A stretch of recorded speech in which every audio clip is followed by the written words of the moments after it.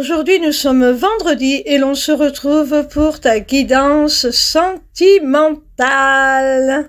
Cette semaine, j'ai effectué mon tirage avec le full sentimental, une création de Stéphanie Mo Safari, illustrée par Karen Hervaux. La première carte que j'ai tirée est celle de la grossesse 1 plus 1 égale 3.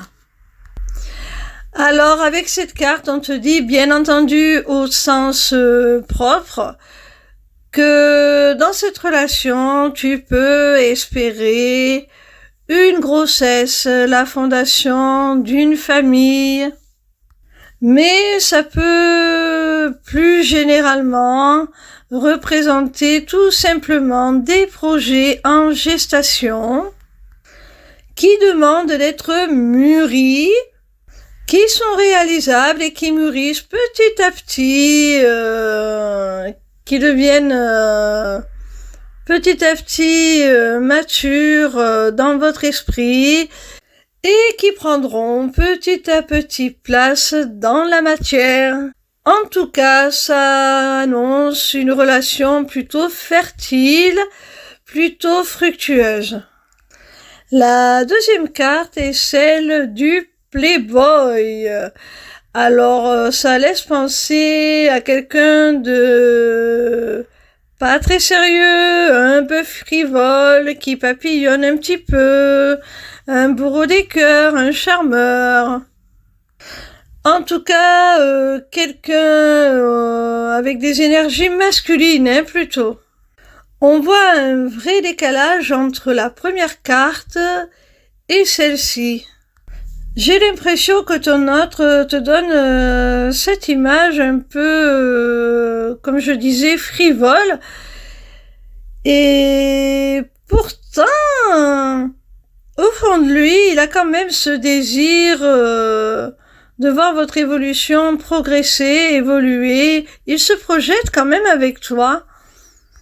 On le voit avec la première carte de la grossesse. On voit qu'il a quand même au fond de lui certains désirs, certains projets qu'il souhaiterait mettre en place, vivre avec toi.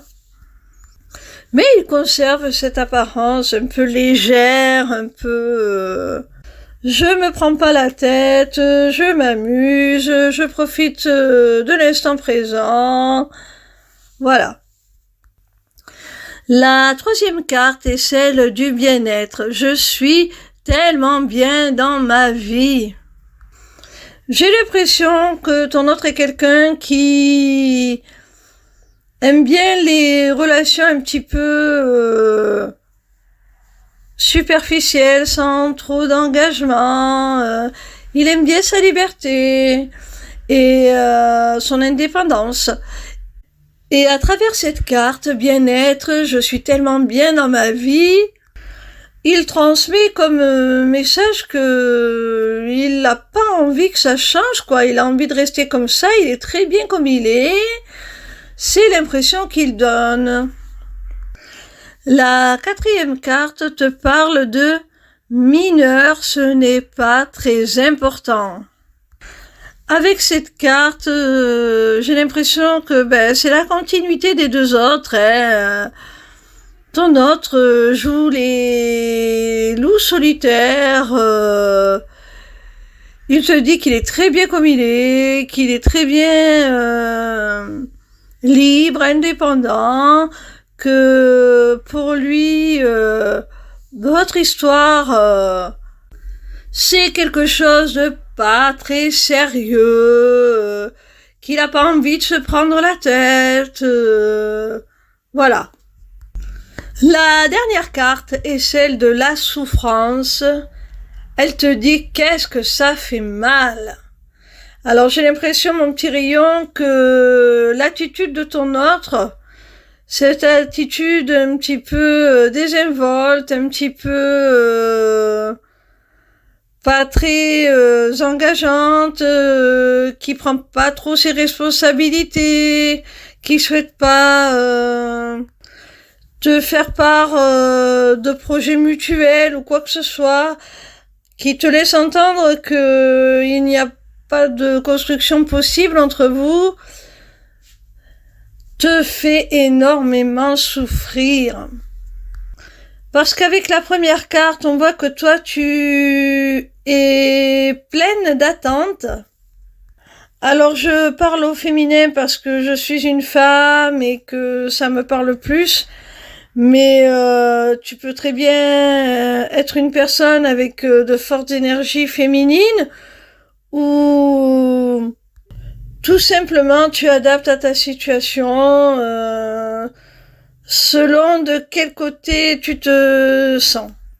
Je disais donc que la première carte montrait très bien que tu avais certaines attentes dans cette relation et que l'attitude de ton autre te fait énormément souffrir.